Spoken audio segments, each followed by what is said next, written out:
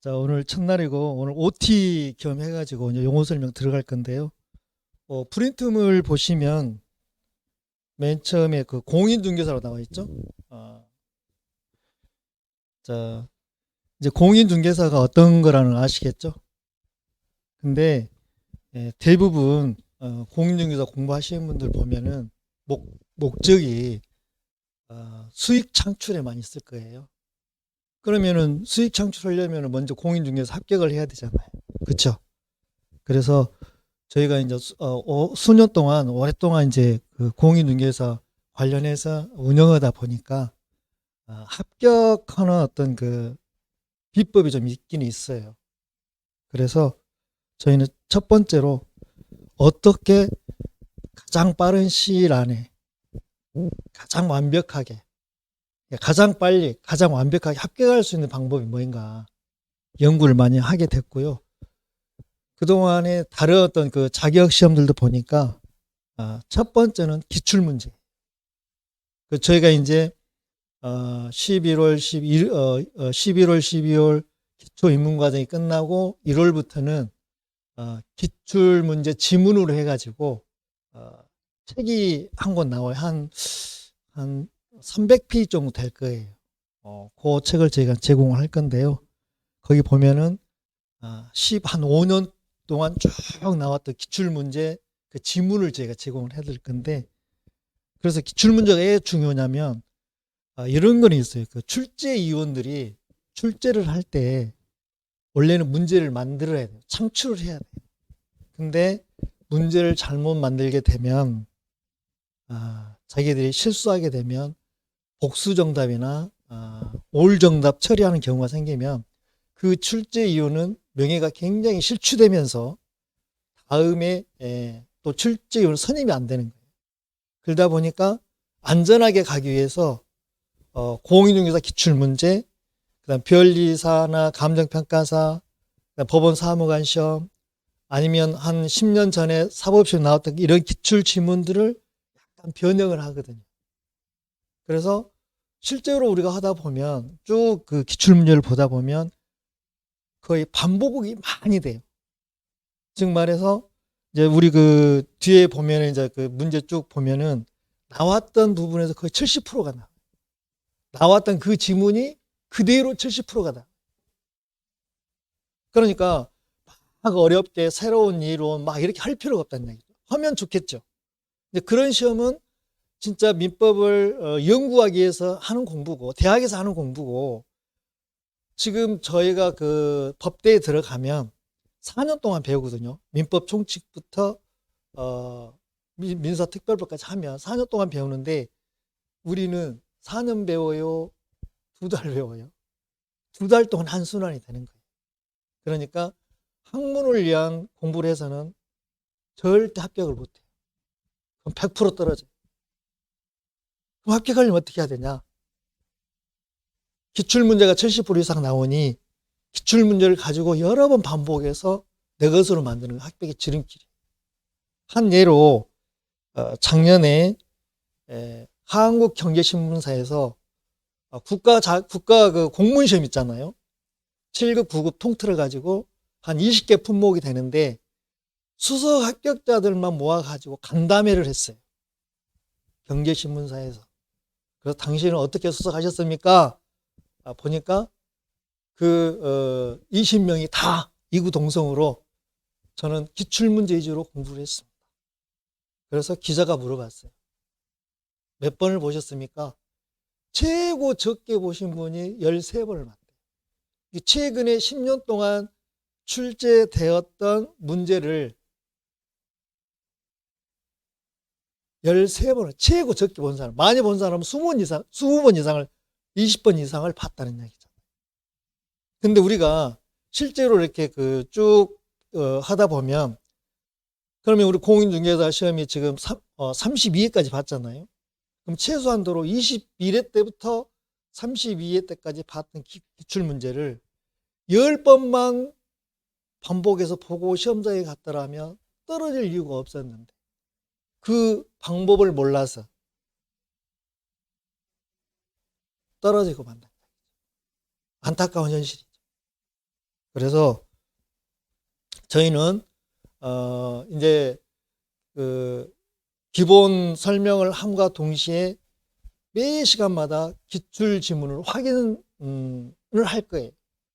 그걸로 따로 해서 정리하고 확인하고 진도 나가고 이런 식으로. 그래서 그러니까 이제 32회 때 같은 경우는 저희가 1월 달부터 토요일 날 3시간씩 시간을 내 가지고 계속 풀어줬어요. 그 기출 문제집을 가지고. 제가 한 15년 이상을 책자로 만들어 가지고 그거를 우리 학생들한테 무료로 제가 해줬어요. 꾸준하게. 아마 이번에 시험 보고 나서 이구동성으로 그 부분이 굉장히 도움이 많이 됐다는 이야기를 제가 전화로 굉장히 많이 받았어요. 그래서 이번에 민법을 쉽게 봤는데 다 그 덕분이었던 것 같습니다. 이렇게.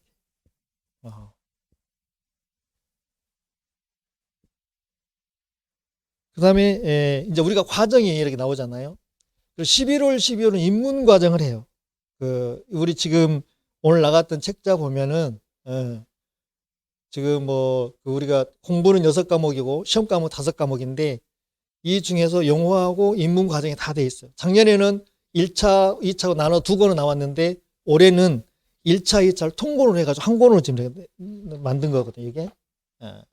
그래서 여기 안에는 1차, 2차 다 들어있어요, 전 과목. 다 들어있고, 그 다음에 이제 이게 끝나면 2월 달에 기본서를 가지고, 기본서는 권당, 이게 지금 한 권이잖아요. 이런 것들이 6권이 나와요. 그래서 1차가 민법하고 부동산 학계로, 그 다음에 2차가 이제 부동산 공법, 중개사법, 공시세법 묶어가지고 이제 이렇게 해서 3과목. 그 5과목을 가지고 1월, 2월 달에 한순환이 끝나는 거예요. 그거 이제 나중에 다시 설명드리겠고요. 그 다음에 이제 저희가 6월 달까지 기본서 가지고 하고요. 그 다음에 7월, 8월에는 문제집이 따로 나와요. 그러니까 11월부터 6월까지 이제 이론서 공부를 했으니 실제 이제 문제 가지고 7월, 8월 달에는 핵심 정리하고 문제를 확인하고 이렇게 해서 2달에 걸쳐서 순환이 끝내고, 그거 끝나면 이제 9, 10월에는 실제 시험장에서 보는 문제가 똑같이 매일 시험을 보는 거예요. 40문제 계속 나가서 시험 보고 채점하고 확인하고 출제 예상 문제 설명해드리고 진도 나가고 이런 식으로 하는 거고요. 그 다음에 이제 여기에서 첫 타이틀이 어떻게 합격할 것인가. 저는 이렇게 말씀드릴 수 있어요. 기출문제 답이 있다. 그래서 여러분들 100% 합격할 수 있게끔 저희가 기출문제를 이전해서 충분히 합격할 수 있도록 그 장을 마련해 드리고 하나도 오차 없이 약속 드릴 수 있는 것이고요. 그 다음에 두 번째로는 이제 대부분 공인중개사 공부하신 분들이 수익하고 관련돼서 하시는 거잖아요. 그러면 우리가 돈 버는 게 쉬운 문제가 아니에요. 그렇죠? 어떤 사람이 그러더라고요. 돈 버는 게 제일 어렵다고. 맞습니다. 어렵습니다. 그럼 우리는 돈 버는 방법이 어렵기는 한데 그래도 좀 신속하게 초고속으로 갈 수 있는 방법이 있기는 있어요. 그래서 저는 자신 있게 경공매를 많이 권장을 합니다. 대부분 어떤 사람들은 경매나 공매를 하기 위해서 중개사 학원에 오신다고 그런 이야기도 많이 들었어요. 실질적으로. 그럼 또 어떤 사람도 이렇게 이야기하죠. 지금 보니까 부동산 시장이 너무 안 좋아요. 물론 안 좋습니다. 그래서 경매 물건 나오고 보면 먹을 것이 없어요. 누구나 다 경매에 막 올인하다 보니까 거의 실거래 가격에 거의 근접해서 낙찰이 되고, 그러니까 차익도 안 나는 거고, 그래서 의미가 없다는 것이죠. 근데 그렇게 보는 시각도 있는 반면에 반대로 잘 분석하면 의외로 또 많아요. 잘 분석을 하면 그래서 우리가 짧은 시간 안에 초고속으로 내가 어떤 그 수익을 올릴 수 있는 방법이 있다면 그래도 아직까지는 경매나 공매가 아닌가. 그러면은 좀 겁도 나잖아요. 사실은 법원에 가서 내가 입찰을 한다는 게 처음에 두렵기도 하고 겁도 나고. 근데 그런 부분들은 우리가 하는 과정 중에서 쭉 해서 이어나갈 거예요. 즉 저희가 강의하는 과정에서 이제 민법을 하잖아요. 그러면은 권리 분석을 잘해야 되는데 저희가 권리 분석할 때 그 경매 그 사례를 들어서 많이 설명을 해드릴 거예요. 그러면 자연스럽게 경매에 대해서 여러분들이 두려움이 쓰지 않고 자연스럽게 할 수 있는 그런 방법들을 해드릴 거예요. 뭐 유치권이 뭐인지, 법정지상권이 뭐인지, 뭐 근저당이 뭐인지, 저당이 뭐인지 잘 모르잖아요. 그래서 이런 부분들을 저희가 자세하게 설명을 해서 연결을 시켜서 경매 사례까지 곁들여 드리면 1년 동안 저희들하고 공부하고 나면 그 부분에 대해서는 굉장히 여러분들이 자신감을 가질 거예요. 그래서 그리고 두 번째로는 목표를 세우십시오. 목표를. 즉 말해서 내가 5년 안에 어느 정도 뭘 하겠다 이렇게. 사실 우리가 그러잖아요. 관역이 없으면 명중이 안 되듯이 목표가 없으면 이게 그냥 의미가 없어지는 거예요.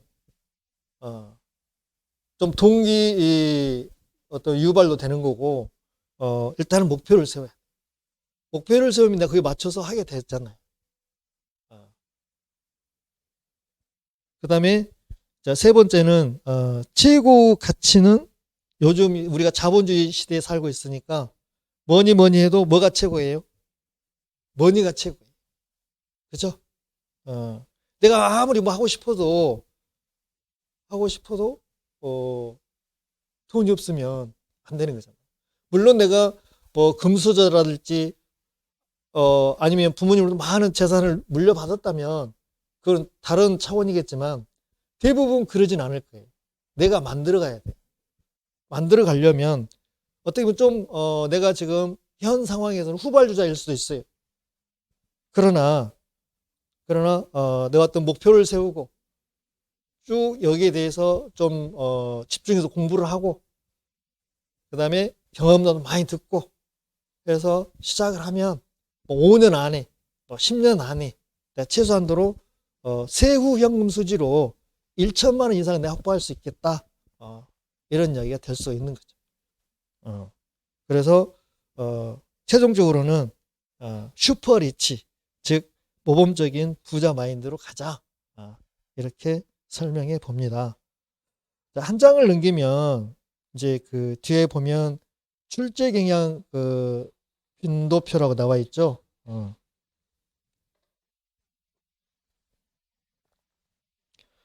그러면 여기 가기 전에 간단하게 우리가 1차 시험, 2차 시험 있잖아요. 1차 시험 과목 있고요. 자, 2차 시험 과목 있어요. 요거는 나중에도 알고 가시겠지만 자, 먼저 소개하면 1차는 부동산 학개론이라고 나와요. 학개론. 그러니까 부동산에 관련돼서 경제학 원론 생각하시면 되는 거예요. 부동산에 관련해서 경제학 원론. 즉 말해서 맨 처음에 가면 여기 수요 공급부터 배우거든요. 수요 공급. 즉 말해서 부동산을 처음에 살 때 수요가 많은 곳에 사야 되냐, 공급이 많은 곳에 사야 되냐.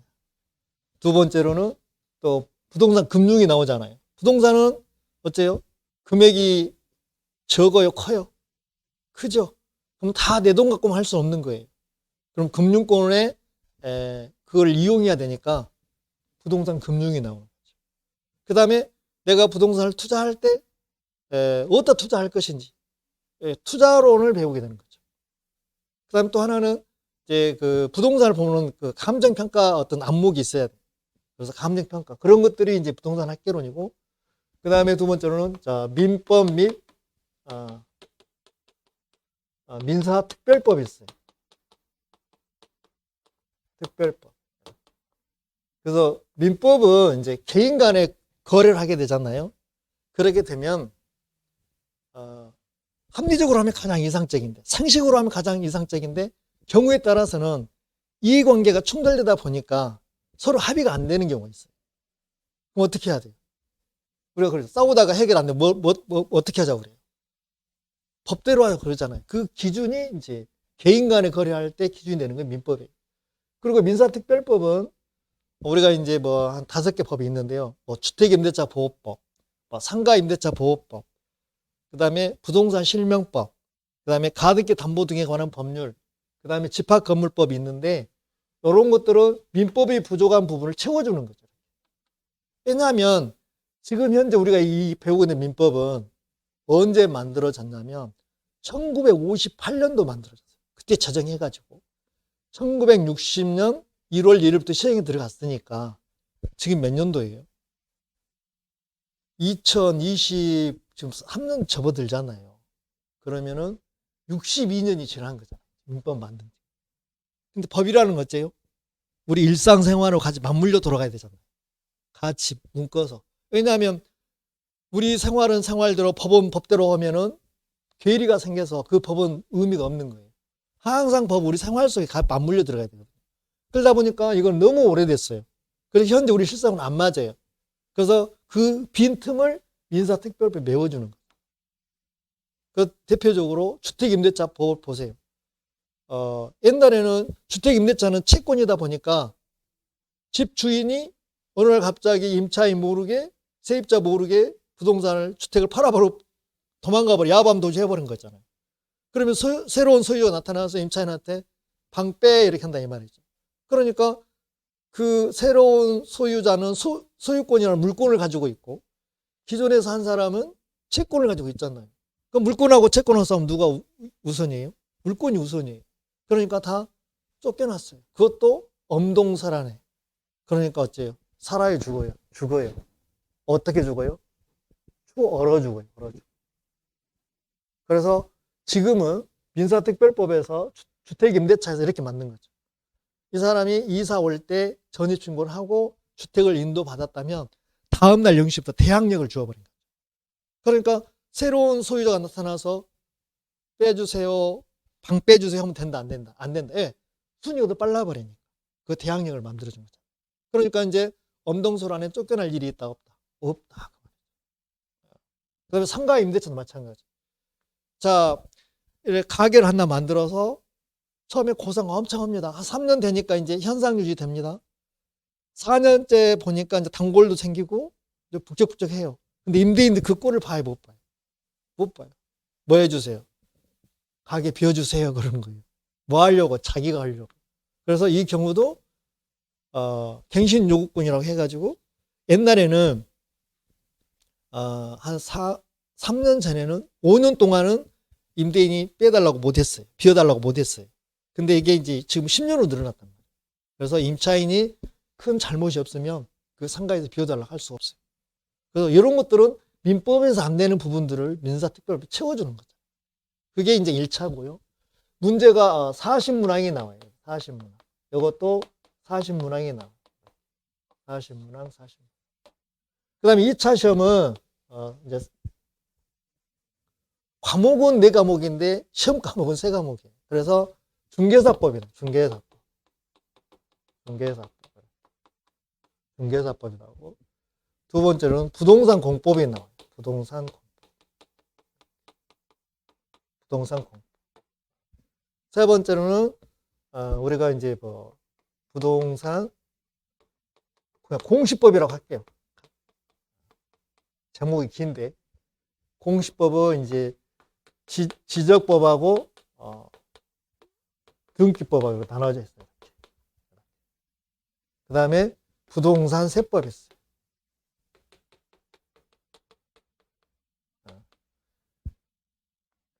그래서 자 여기에서 40문제 나오고요. 여기에서 40문제 나오고 자 지적법이 12문제 등기법이 12문제 세법이 16문제. 이렇게 묶어가지고 40문제가 나와요. 그러니까 이게 이제 2차고, 이게 1차예요. 지금, 현재는 절대평가인데, 상대평가로 간다고, 몇 년 전부터 그런 말들이 많이 있었어요. 근데 이제, 올해, 이제 뭐, 국회에 이제 법안 통과를 위해서 상정이 됐다 하더라고요. 올해. 그럼 바로 실시한 건 아니고, 이제 내년에 예고하고, 내후년부터 이제 갈 가능성이 많아요. 그럼 현재는 절대평가니까, 두 과목 해가지고 평균 몇 점? 60점 이상이면, 자, 이상이면 뭐가 되는 거예요?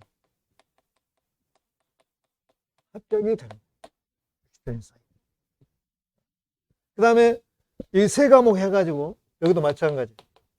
평균 몇 점이면 60점 이상이면 합격이 되는 거예요.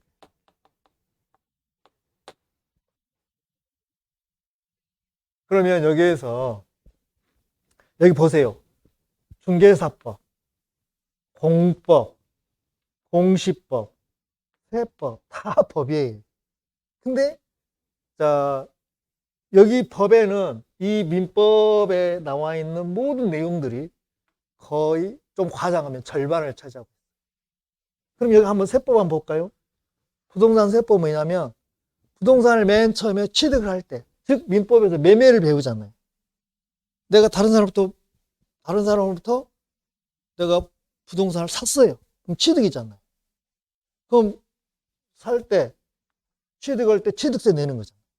그 다음에 또 등기를 해야 되잖아요. 그럼 뭔 세 내야 돼요? 등록세를 내야 돼요. 그러니까 부동산 살 때 취득세와 등록세를 내고 내가 그 부동산을 보유하고 있으면서 매년 일정 금액 이하이면 재산세를 내는 거죠. 6월 1일 기준으로 해서 재산세를 내는 거죠. 그러다가 내가 한동안 가지고 있다가 팔게 되면 양도소득세를 내는 거예요. 그 다음에 여기서 민사특별법에서 내가 경매로 샀어요. 경매로 낙찰을 받았어요. 그럼 어째요? 뭔 세 내야 돼요? 취득세 내야 되죠. 등록세 내야 되죠.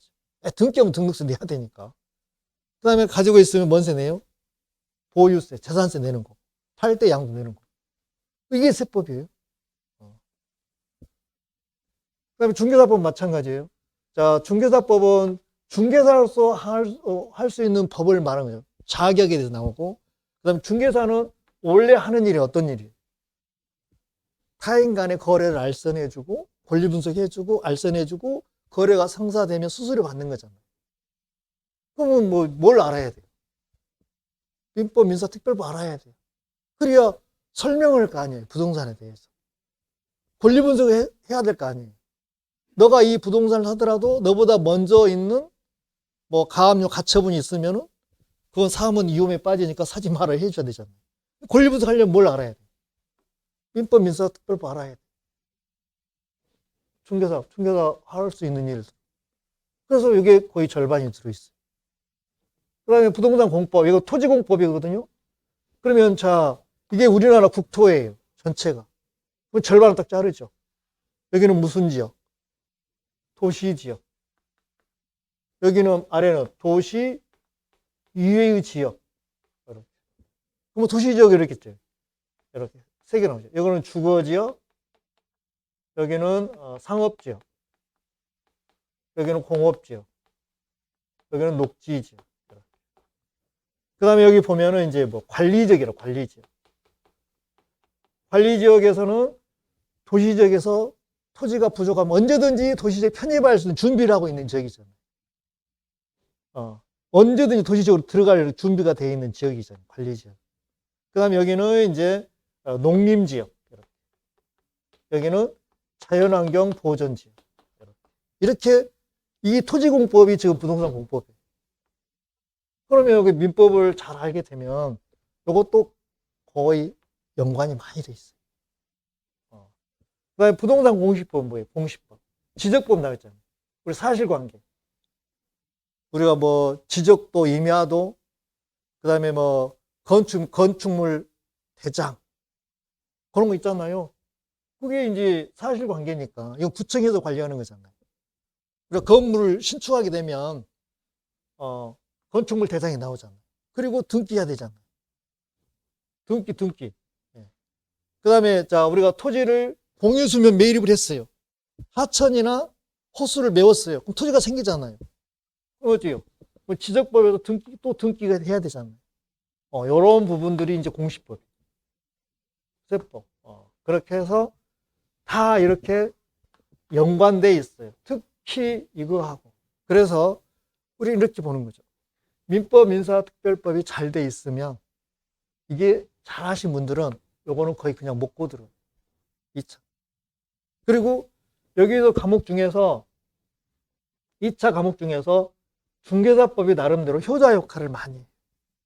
왜냐하면 좀 공부하신 분들 보면 기본적으로 80점 이상을 맞아요. 좀 더 열심히 하면 90점 정도 맞을 수 있고요.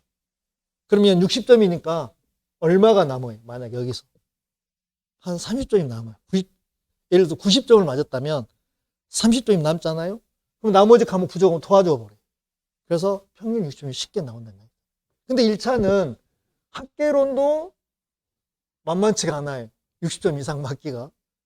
그 다음에 민법, 민사, 특별법도 60점 맞기가 만만치가 않아요. 그래서 1차는 서로 못 도와줘요. 각각 뭐 70점 목표, 70점 목표 이런 식으로 공부를 하셔야 되고, 그 다음에 민법이 잘 돼 있으면 2차는 그래서 먹고 들어가는데 저희는 항상 이렇게 설명을 해요. 1차 합격을 하면 8부 능선 넘었다고 이야기해요. 8부 능선. 1차를 합격을 하면. 그리고 2차는 중개사법이라는 과목이 있어서 이게 효자 과목이 있어서 이게 맞기가 도와주니까 쉬워요. 그래서 이런 경우도 많이 봅니다. 이제 한 8월 달 가서 거의 8월 말에 끝나요. 근데 이제 보니까 한마리 1차가 불하는 거예요. 그래서 2차를 포기하고 1차만 올인합니다. 그런 분들 많이 계셔요. 왜냐하면 1차가 완배가 좀 불안하니까 2차를 포기하고 1차만 하세요. 그래서 이제 9, 10월 달에 1차에 완전히 올인을 하거든요. 그리고 이제 어차피 원서 한 날 같이 보기 때문에 오전 9시부터 1차 보고 끝나고 이제 2차까지 보잖아요. 그래서 일단 접수는 같이 1차, 2차 동시에 같이 해요. 1차 보고 나서 2차는 이제 접수했으니까 보는 거잖아요. 근데 웬걸 1차는 충분히 합격이 됐고 2차가 하나는 두 개 부족한 거예요. 그래서 후회를 많이 하시는 분들 많이 봤어요. 또 아니면 시간이 안 되니까 처음부터 나눠서 하신 분들 계시고, 그거는 이제 본인들이 선택하면 되는 것이기 때문에, 하여튼, 여기는 경제학 원론이고, 요 과목은 전부 다 연관이 되어 있다는 거. 천녀팔계가 아니라는 거. 그걸 염두에 두시면 좋을 것 같고요. 그래서 이제 상대 평가가 되면, 확정 발표가 되면 바로 들어간 것이 아니라 일단 한번 예시는 할 거예요. 유예기간 1년을 준다든지. 그러면 이제 2023년도 발표를 하면 2024년까지는 뭘로 하고 절대평가를 하고 2025년부터 성대평가로 간다 이렇게 하는 거고요. 성대평가로 갔을 때는 인원이 많이 줄어들어요. 지금 현재 2만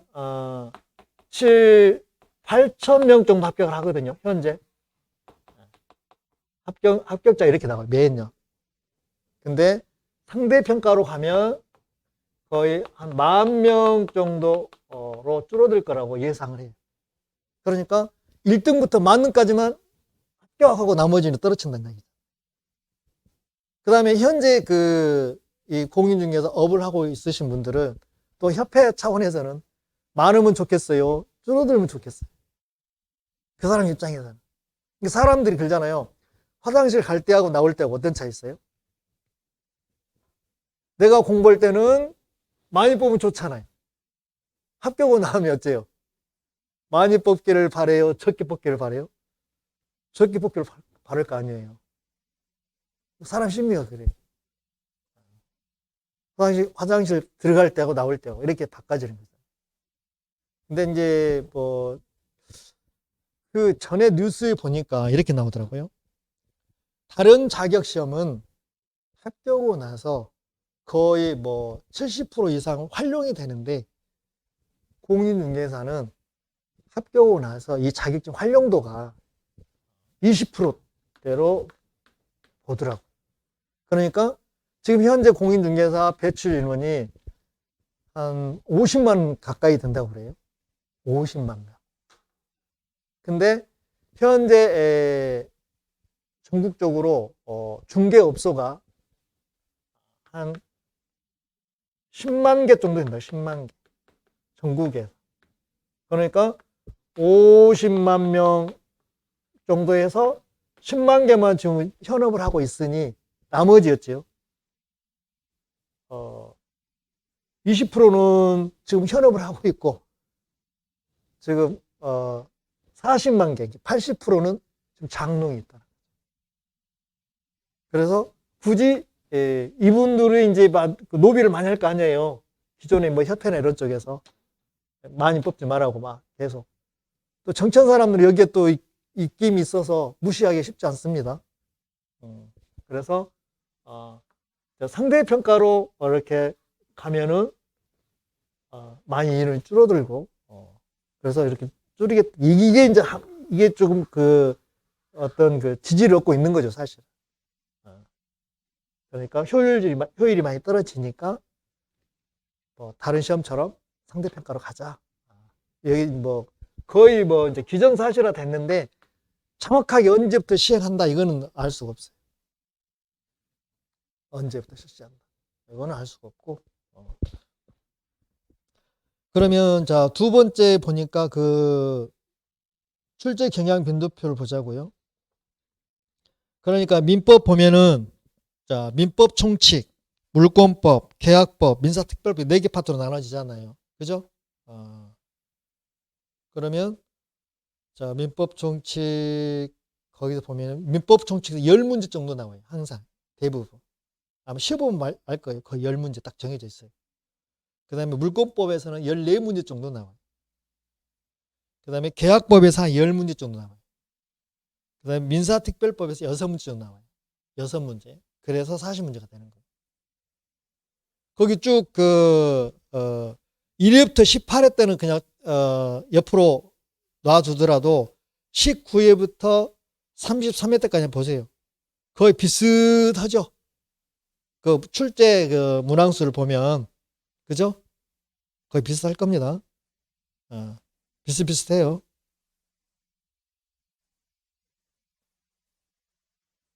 그래서 예년에 뭐 한 문제 나와서 한 문제 나오고 두 문제 나오고 한 문제, 두 문제, 세 문제, 두 문제. 그 32하고 33회만 비교 한번 해보세요. 권리변동에서 한 문제 나왔고 법률행위 목적에서 두 문제 나왔었는데 한 문제 나왔고 의사표시에서 한 문제 나왔고 대리에서 세 문제 나왔는데 네 문제 나왔고 그 다음에 무효취소에서 두 문제 나왔는데 두 문제 나왔고 조건기한에서 한 문제 나왔고 그 다음 물권법 총설에서 두 문제 나왔는데 두 문제 나왔고 물권 변동이 이제 올해는 안 나왔네요. 그 다음에 점유권에서 한 문제 나왔는데 두 문제 나왔고 소유권에서 세 문제 나왔고 용익물권에서 세 문제 담보물권에서 세 문제 나오면 네 문제 나왔고 그 다음에 계약법 총론에서 5문제 나왔는데 네 문제 나왔고 계약법 강론에서 5문제 나왔는데 6문제 나왔고 그 다음에 주택임대차 보호법 두 문제는 한 문제 상가임대차 한 문제 가등기 담보 등에 관한 법률에서 한 문제 집합건물법에서 한 문제 나오면 두 문제 나왔고 부동산 실명법에서 한 문제 나왔고 비슷해요. 항상 정해져 있어요.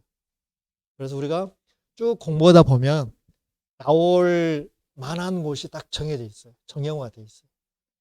요거를 터득하는데 이제 한 뭐 4, 5개월 걸린다는 이야기죠. 이렇게 돼 있고 그 다음에 이제 우리 이제 교재로 들어가서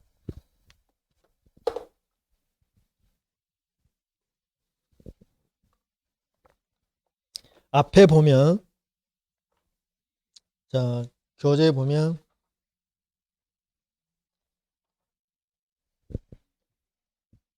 앞에는 이제 학개론 용어가 나와 있고, 자, 48페이지부터 보면 이제 용어 정리 2 해가지고 이제 민법도 나와 있잖아요. 그래서 자, 요 부분은 이제 쉬었다가 10분 쉬었다가 들어가도록 하겠습니다. 쉬었다 하죠.